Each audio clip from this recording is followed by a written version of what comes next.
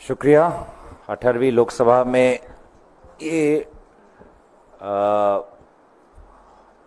दल के उपदलपति के हिसाब से मेरा पहला संवाद मेल आपके साथ है और सबसे पहले मैं आभार प्रकट करना चाहूँगा आदरणीय सीपीपी चेयरपर्सन सोनिया गांधी जी का, कांग्रेस पार्टी के अध्यक्ष मल्लिकार्जुन खड़गे जी का, हमारे लोकसभा में leader of opposition Rahul Gandhi ji का कि उन्होंने मुझे इस काबिल समझा कि मैं इस महान ऐतिहासिक दल का उपदलपति होकर देश के मुद्दों को सदन के अंदर और सदन के बाहर उजागर कर सकूं।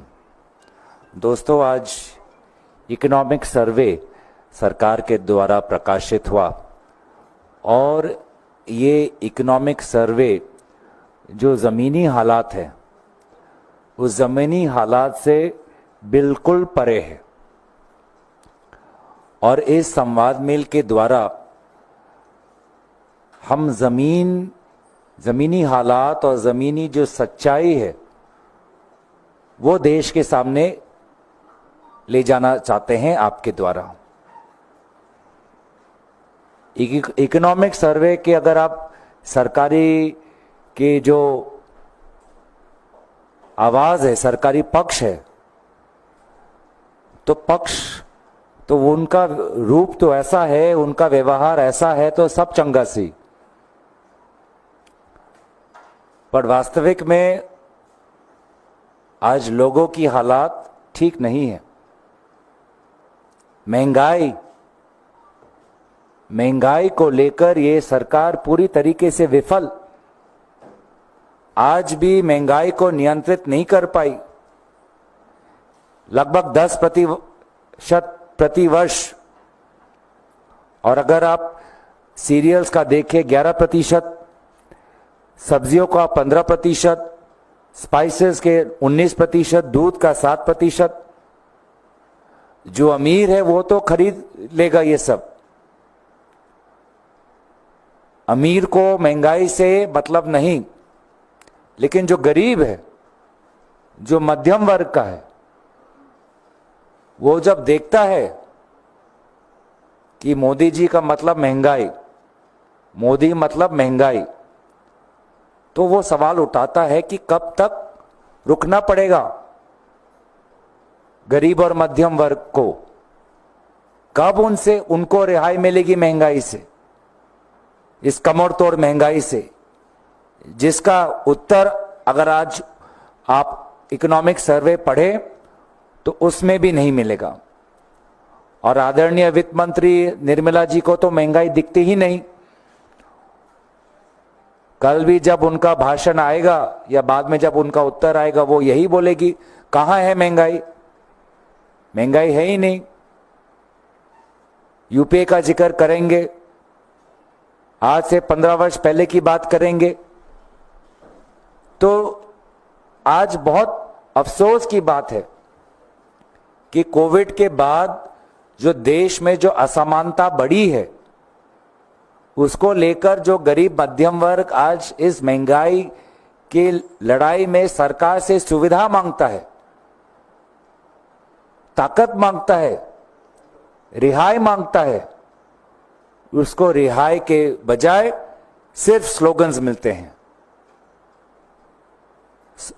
अच्छे सुनने वाले शब्द सुनाई देते हैं प्रधानमंत्री मोदी जी से। आज अगर आप देखें, हर अर्थशास्त्र का हर ज्ञानी यही बोलता है कि कोविड के बाद असमानता बढ़ी है। अगर आप उद्योग के क्षेत्र में भी देखें तो मैं आपका ध्यान आकर्षित करना चाहूंगा, लगभग 1 से 1.5 साल पहले आरबीआई के डिप्टी गवर्नर विरल आचार्य ने लिखा था, एक पेपर निकाला था। उस पेपर में क्या लिखा है? उस पेपर में यही लिखा है कि जो उद्योग के क्षेत्र में भी लगभग 8-10 बड़े कंपनियां हैं जिन्होंने भारत के पूरे उद्योग क्षेत्र को हड़प लिया है, कार्टल्स बन गए हैं, मोनोपोलीज बन गए हैं, और इन कार्टल्स और मोनोपोलीज के कारण आज आम आदमी को असुविधा का सामना करना पड़ रहा है।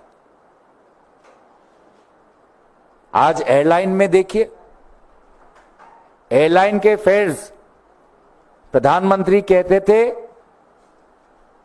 कि चप्पल पहनने वाला व्यक्ति भी हवाई जहाज पर जाएगा, लेकिन जब यहां से केरल तक, यहां से उत्तर पूर्वांचल तक टिकट 16,000 की हो, टिकट 20,000 की हो, तो कौन जाएगा? वो चप्पल पहनने वाले व्यक्ति के लिए आज तो ट्रेन में जाना भी मुश्किल हो गया है। आज ट्रेन में महंगी एसी कोच वाले टिकट्स मिल रहे हैं, लेकिन जनरल और स्लीपर क्लास के लिए आज के लिए जितना सुविधा होनी चाहिए थी नहीं है। ट्रेन में जाने वाले यात्री में ज्यादातर जनरल और स्लीपर क्लास में जाते हैं। आज उनके लिए यह सरकार कुछ नहीं कर रही। जितने पर्याप्त स्लीपर कोच होने चाहिए थे, नहीं है। सरकार का पूरा ध्यान एसी कोच पर है।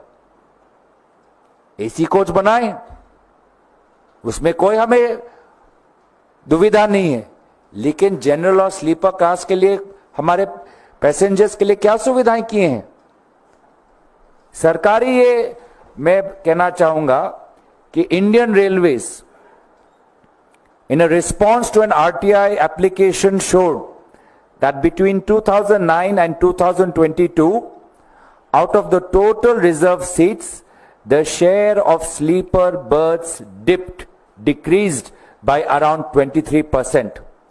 In the migrant corridor routes of Howrah Bengaluru, Howrah Chennai, Howrah Hyderabad, the share of sleeper berths declined from 73-79% to 51-56%.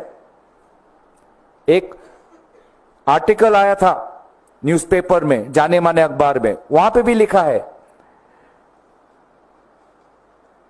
Considering the reserved passenger category between the decade of 2009-2010 to 2019-20, the share of passengers carried in AC coaches increased by 9.8%, whereas the share of passengers carried in sleeper and second sitting reserved compartments declined by 2.8% and 6.6% respectively. तो AC में जाने वाले व्यक्तियों के लिए सुविधा बना रही है ये सरकार, लेकिन जनरल और स्लीपर और सेकंड सिटिंग रिजर्व कंपार्टमेंट्स में आज लोगों को सीट मिलना भी मुश्किल है। भीड़ देखिए, तो ना आम आदमी को, आम व्यक्ति को, साधारण व्यक्ति को ना खाने में कोई सुविधा मिल रही है सरकार से, ना रेल में जाने के लिए कोई सुविधा मिल रही है। प्लेन की तो बात मैंने कर ही दी। उद्योग जो है, छोटा मध्यम वर्ग का उद्योग, आज उसको भी जो सहायता मिलनी चाहिए नहीं मिल रही। और जिन क्षेत्रों में सबसे ज्यादा भारतीय लोगों को रोजगार मिलता है, आज उन क्षेत्रों की अवस्था क्या है? आज का ही आप अखबार पढ़ लीजिए, टेक्सटाइल्स में कितने लोगों को आज रोजगार मिलता है, लेकिन टेक्सटाइल्स को लेकर यह सरकार जो उनकी पीएलआई स्कीम है विफल हो चुकी है। दूसरे देश, चाहे वो वियतनाम हो, बांग्लादेश हो, वो आगे निकल चुके हैं।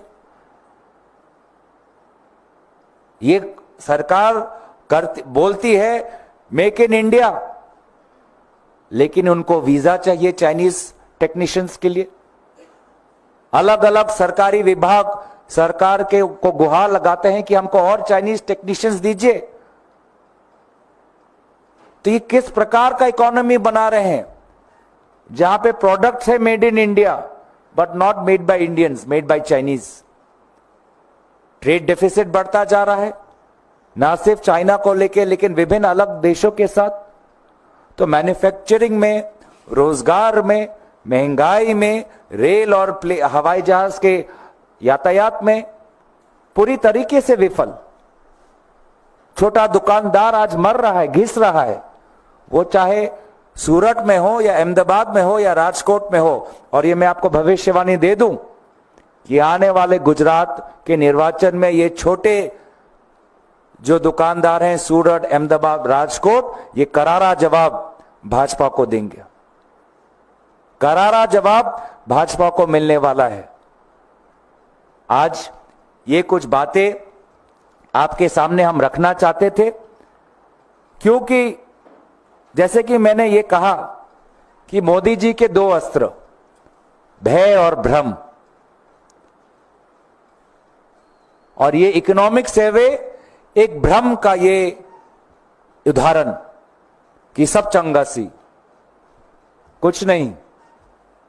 महंगाई, बेरोजगार, अगर उद्योग के क्षेत्र में भी देखें, इकोनॉमिक सर्वे बड़े बड़े कंपनियों का मुनाफा बढ़ता जा रहा है उसका उल्लेख करता है, लेकिन हायरिंग कितना हो रहा है? आईटी कंपनी में हायरिंग कितना हो रहा है? सब जगह हायरिंग फ्लैट, सब जगह।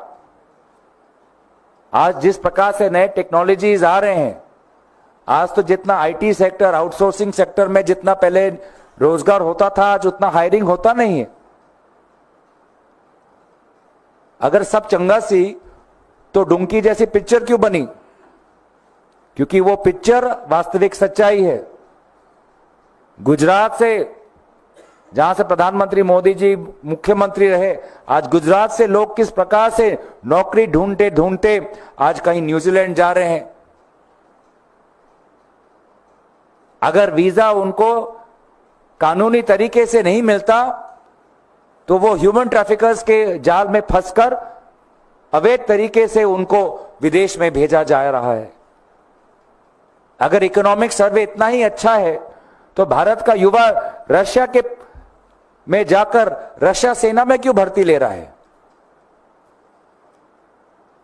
अगर वास्तविक स्थिति इतनी ही अच्छी है तो लोग आज इजराइल में क्यों जाके नौकरी ढूंढे, जहां पे इजराइल और पैलेस्टाइन का जंग हो रहा है? अगर इतना ही अच्छा है तो यहां से लोग आज नौकरी ढूंढने बाहर क्यों जा रहे हैं? अगर इतना हमारा अच्छा इकोनॉमी हो रहा होता तो बाहर से लोग यहां पे आते, लेकिन उल्टा हो रहा है, पलायन हो रहा है। चाहे वो मजदूर हो, चाहे वो किसान हो, चाहे वो कनाडा हो, चाहे वो ऑस्ट्रेलिया हो। तो ये वास्तविक स्थिति है। और आपसे सवाल आएगा कि अब बजट में क्या अपेक्षा करते हो? मैं कुछ नहीं अपेक्षा करता। मैं इस सरकार से देश के हित में कुछ आएगा, कुछ नहीं अपेक्षा करता। हां, मैं ये जानता हूं कि अडानी जी, अंबानी जी जहां पर निवेश करना चाहते हैं उनको मदद करने के लिए यह सरकार कल और नीति लाएगी। जब से प्रधानमंत्री मोदी जी आए हैं, देश का वित्तीय बजट देश के गरीब और मध्यम वर्ग के अनुसार नहीं, ये अडानी, अंबानी और जो 8-9 और बड़े उद्योग हैं उनको कहां अपना पैसा निवेश करना है, उनके अनुसार ये नीति बनाते हैं। बाकी मध्यम वर्ग के लिए टैक्स में कोई रिहाई आने नहीं वाला, और जो बेरोजगार और किसान हैं उनको भी बजट में अच्छे अच्छे स्लोगन्स मिलेंगे। स्लोगन के अलावा कुछ नहीं मिलेगा। अमित शाह जी ने तो उनको पकोड़े तलने के लिए सुझाव दिया है। क्या आज अमित शाह जी आज भी ये कहेंगे कि पकोड़े तलो?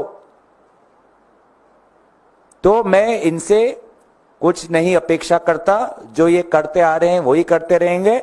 अडानी, अंबानी और वो 8-9 जो बड़े उद्योग हैं उनके अनुसार उनको कहां का निवेश करना है, वो क्या कान में फुसफुसाते हैं, वही उस प्रकार का बजट आएगा, वही बजट आएगा। और आज कल जो बजट आएगा 2 महीने बाद आप देखेंगे कि कोई बड़ा उद्योगपति उसी क्षेत्र में निवेश कर रहा है। पीएलआई आएगा तो वो पीएलआई में वो करेंगे। लेकिन आपको, हमको ट्रेन में, रेल में, किसान को एमएसपी में, खाने के महंगाई में, छात्रों को उनके एमबीबीएस की फीस कम हो, इस हायरिंग और बढ़े, इस प्रकार की कोई भी सुविधाएं आप आशा भी मत करिए। लेकिन हम अब बस ये आशा कर सकते हैं कि आपकी आवाज विपक्ष उठाएगा, राहुल गांधी जी उठाएंगे,